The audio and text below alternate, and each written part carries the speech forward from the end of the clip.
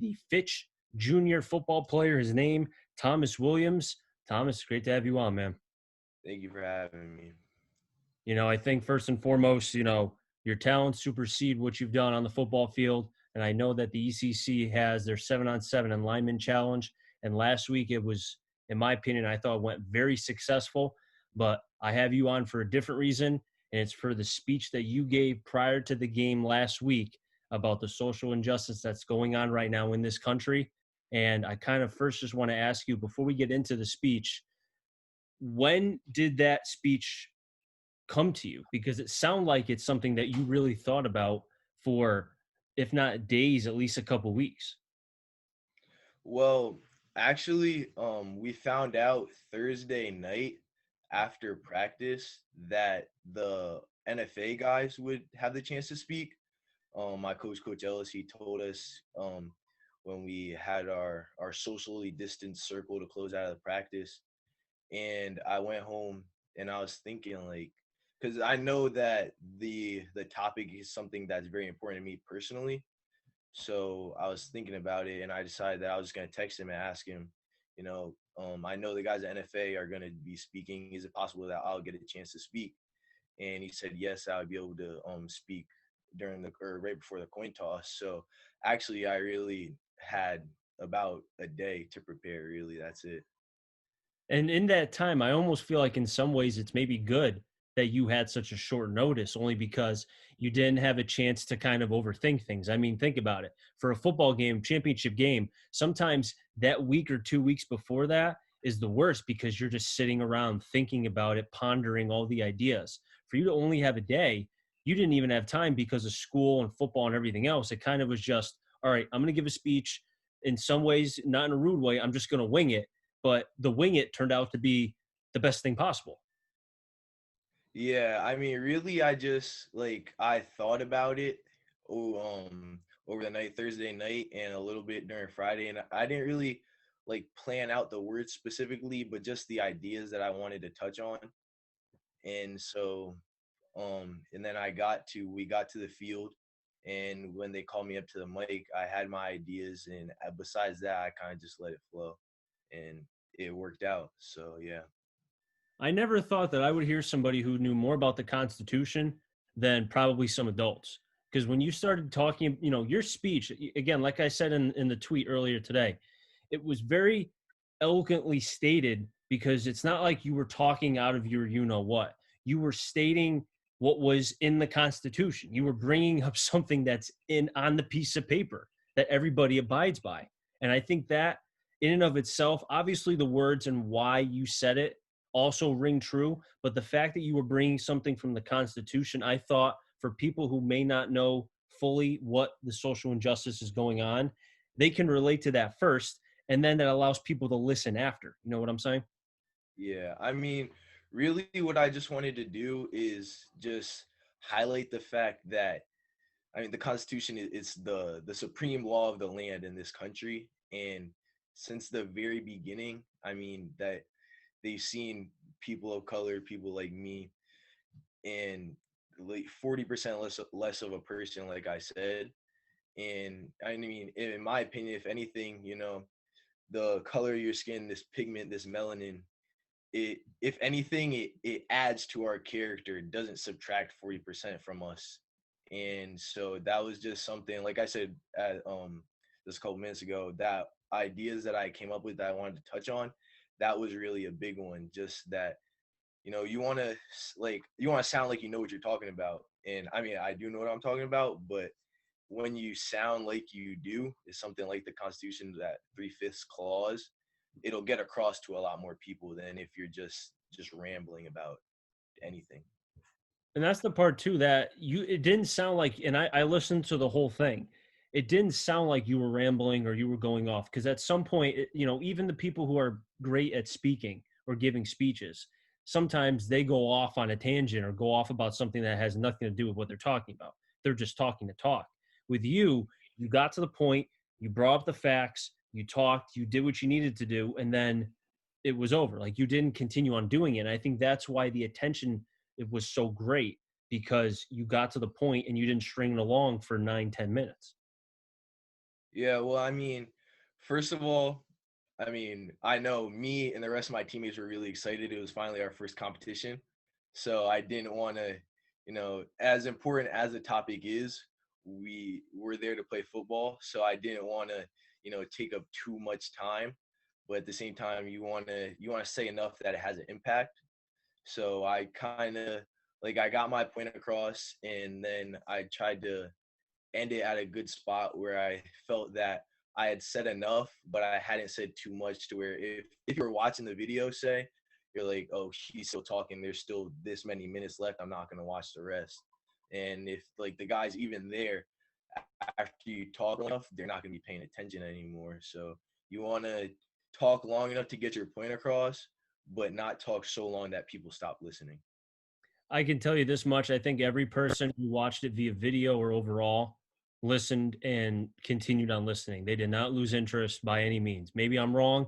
And if I am, so be it. But I can tell you, at least from my opinion, from when I watched the whole thing and I watched it a couple of times because the words really kind of rang very strong, especially for somebody so young. And I guess the question I have, and that kind of leads to that, is for somebody who is so young and still very, in terms of life, you still have a long way to go. You still have a bright future ahead of you. Do you think because it came from you instead of somebody who is 50, 60, 70, whatever, it allows people to really be like, wow, somebody who is 17, 18 is saying this. Maybe we should listen. I mean, yeah, it's like when you think about something that's so. I mean, it's been happening 400 years since the beginning of the very country. But you see someone like a person in the youth, and they are affected by it so greatly. I mean, for me personally, if I was an adult and I saw a junior in high school who was speaking about something so passionately and so importantly, it would kind of open my eyes up and be like, yeah, this is a real issue and we need to do something about it. When you bring up the fact about doing something, I'm glad that you mentioned that because during this whole time, we've seen protests, we've seen professional sports, we've seen the kneeling, we've seen the fists in the air, we've seen a lot of different demonstrations. And I'm not opposed to it. Whatever, way back when I was against the kneeling, but I've listened, I've asked questions, and now they're expressing. That's 100%. I'm with it. You know what I mean? I will stand, but if I was with somebody who was kneeling, I put my hand on their chest or on their shoulder because I support them. 100% with that. But with that being said, there was a player for the NBA on the Magic who said that he was going to stand because he said that t-shirts and something else can only do so much. There needs to be action. So for you, do you have and I don't know if you've thought about this, but do you have a specific action that you want to set? Obviously not now because you still have things to worry about, but over time, I'm sure that you will you're going to be doing something to try to help this cause. I mean, it's really just taking opportunities like I have right now with you and like I had before the game to speak and continue to educate people and like my peers, adults, just anyone around me about the experiences that I go through and other people of color go through all over this country. Because I mean, really, when it comes down to it, I mean, educating each other is what's gonna make the most difference. Because without people, if people don't know that there's a problem, people aren't gonna try to fix the problem. So that's really what is most important for me, is just continuing to take opportunities to spread knowledge, and then hopefully those people that I can spread my knowledge to can spread that knowledge to others, and it's a ripple effect, and hopefully that will lead to some significant change. If this pandemic has shown anything, I think it's shown the strengths in this country, but also the flaws. And I think one major flaw is the fact that we don't listen to each other. There's too much. I mean, prime example, I didn't watch the debate yesterday. I didn't want to get mad. I wanted to watch baseball because playoff baseball, man. I mean, come on, can't get any better than that. But I think the debate highlighted what's wrong right now with society is that we argue and it's either my point or it's I'm right and that's it, and it doesn't matter. But I think that's where it's wrong. We need to have discussions. It's okay to debate. It's okay to be, it's okay to not agree with the person, but you can still talk. And I feel like that's something that's been lost. And what we're doing and being able to just have conversations, I think that's all people are asking for. Yeah, I mean, personally, I did watch the debate last night, and it was a very rough watch. I probably would have rather been watching playoff baseball like you, but I mean, it's so important that we can listen and communicate and speak with each other effectively, and you know, just like part of the, I mean, communication is so important, is listening and understanding what the person or the people that you're communicating with are saying and the point that you're trying to get across. I mean, for me personally, I enjoy debating. I'm a debater. I can keep going for hours, but I know that it's not just about being right. It's about, making progress. So, and whether you're right or you're wrong, you can't make any progress without listening. And you need to know what other people think. Like, if even if there's someone who doesn't agree with what I say or what I said the other night, it's still important for me to listen to what they think about it. If they said, for example, they said like, you said this and I disagree with you, I would ask them why. I wouldn't say, oh, you're wrong, I'm 100% right. I would ask them why, because I mean, that's the biggest way to be able to, like I said, educate each other, is to be able to listen and know what they think, and then try to just turn their thinking a little bit to, what I think is the greater good. I mean, think about it. What's going on as far as high school football and that whole debacle between playing, not playing, and so on and so forth. I think that has created even like what we're talking about, as far as discussions and listening to ideas. And while the internet trolls are not liking the 7-on-7 and the lineman competitions, I think the fact that the coaches and the players like yourself are just happy to be on a field competing. And I think that's the main part, is competing. And I think that kind of goes back to what you mentioned about having to listen and not doing listening in one ear and then not trying to do in the other. The monkey emoji, I see no hear, whatever, all that. I think that's something that people need to understand, that listening is not a bad thing. And I think some people struggle with that. And it's not good. Yeah, I mean, it's just as important to listen to someone as it is to tell them your point. Because I mean, communication is a two-way street, and you're, like I said, you're not gonna make any progress from just saying stuff and never listening to the other people that you're trying to communicate with. And I mean, you're 100% right that, I mean, there's guys on my team who still are not super thrilled with the 7-on-7 idea. There's a couple of guys on my team who signed up for 11-on-11 and are not even playing on the team anymore. And, but I mean, the guys that are there, the guys who are there at practice, the guys who will be at practice tomorrow, the guys who will be playing against East Lyme on Friday, we like to compete. We want to win. We love the game. And, it's not what we dreamt about and we were looking forward to, all summer and all spring since the end of last season. But it's most definitely better than, sitting around doing nothing for 2 months. Yeah, I mean, that's the biggest point. I mean, I know we're getting off topic with, the social injustice. We're talking about the football, but I just wanted to get your point on that, because I feel like kind of in a lot of ways what's going on in society, you could say this giving the platform that you guys and what you had as far as being able to give the speech, if this 7-on-7 and lineman challenge, alternative league football and ECC didn't happen, that does not give you the platform. So I think, again, when I hear, you know, when I hear commentators and I hear people, just normal people say, sport athletes should not be saying anything. It's just sports. In some ways, I agree. But then in other ways, I'm like, well, they have a platform. They are, just like how you and I have, the opportunity for, well, how we feel. I feel like in some ways, as far as, Yes, they have a higher platform because they're professional athletes, but they still have opinions, they still have thoughts. And even if we disagree, that's okay. As long as they are willing to have conversations and they're not shutting up and saying, "You're wrong, I'm right, that's it," then I think that's okay.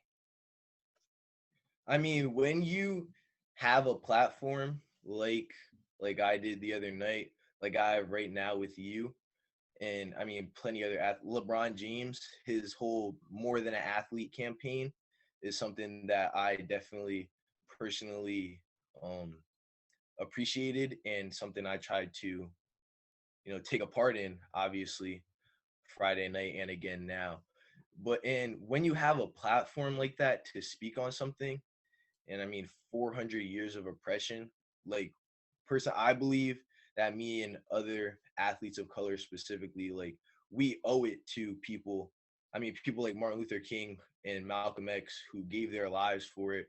People like Breonna Taylor and George Floyd who just lost their. We owe it to them to use this platform and use this opportunity to bring attention to the issues that, I mean, they costed them their lives, could cost me my life tomorrow, could cost any person of color their life any day of the week just because of the color of their skin. And we owe it to each other, and not just people of color, but as a whole country, we owe it to each other to use the opportunities that we have and get better. And you can't do that by shutting up and dribbling. It won't work that way. So we have to take opportunities that we come across and use them to make progress and move forward. Are there any ideas that maybe you have thought about as far as, I kind of think about what happened in the bubble when, during their protests when they didn't have the playoff games and for 2 days, I think it was, and they kind of jotted down what they wanted to see as far as with police reform and such. I don't know if you've thought that far ahead, but has there been anything that maybe you've just like, oh, this is a idea of the day that I had. Let me jot it down on my phone. Anything of that specific nature? I mean, I know there's a lot of things like, defunding the police is a big one. We have all these other situations.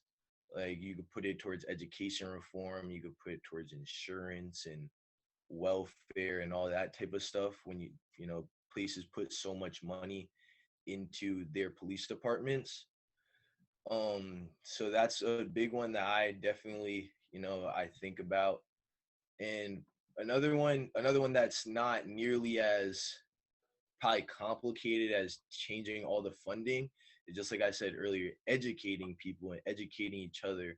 And I think especially with white people, not people of color, taking opportunities to listen to what people of color have gone through and what they've experienced and how they feel, and then using what they've learned from this and spreading it out to other people, especially other white people, because it's very hard for someone who is facing trouble and being oppressed to get their point across without help from others who aren't oppressed. I mean, the topic of white privilege is something that comes up a lot. And I think if you're white and you have a privilege in this country, you should use it's your responsibility to use that privilege and continue to help people. So it almost sounds like, and I'm just trying to follow with that. So correct me if I'm wrong here, and that's fine. Tell me if I'm wrong. It almost sounds like how you want to see the, like you mentioned, the white privilege, the people who are white, to use their white privilege to help the, not just black people, but other people as well, so that way there can be a equal playing field. I don't know if that's the right word. Maybe I guess equal, equality, equal. Am I wrong? I'm trying to put it together here. You're not wrong at all. I think a sentiment that I've heard a lot, especially in these past months with these protests and stuff, is that it's not enough to be not racist. You have to be anti-racist. And I think that's a great sentiment and a great idea. And that, I mean, you're 100% correct. For us as a country to make significant progress, it can't only be the people who are suffering. It has to be the people who who have the privilege to, who are not suffering and not oppressed. They still need to they still need to put forth effort. And you know Martin Luther King, he said, um a quote, injustice anywhere is a threat to justice anywhere or everywhere. I don't know if I'm quoting it perfectly, but just the idea that for one person to be oppressed, it means that anyone, whether you're African American, Caucasian, Asian, Hispanic, for one of us to be oppressed, it's a threat to all of us being oppressed. And we need to come together and fight this oppression and fight this battle for equality, just like you said. Well said, and we'll end it right there. Thomas, it was great to be able to have you on to have this discussion. And I think that's something that, for people who are watching this, if you watch the entire interview between myself and Thomas Williams, who's a junior at Fitch, plays football currently 7-on-7 with lineman challenges as well. If you have a chance to watch him play football, have a conversation with him. If you have an opportunity to have a conversation with your significant other, or just people who your friends, or just people who you see every day at work, having conversations are not a bad thing. But listen, don't argue. Debating is okay, but civil debates. You don't need to have arguments and saying, la, la, la, I can't hear you because you're not saying what I agree with. Conversations, I think, if all we can accomplish and agree upon is conversations between now and whatever, I think obviously the social injustice and getting that, I don't even know if fixed is the right word, but getting that worked out so that way we can have, equality again, because I feel like that's something that is lacking as far as having that peace with everybody. But Thomas, great to have you on, man. Seriously. Thank you. I really appreciate you having me on. No problem. Anytime. That wrap things up here in the Connecticut Sports Talent Show. So until next time, stay safe. And remember, CT stands for Connecticut Talent. And I'm on a journey to find them all. Have a good one, everybody, and be well.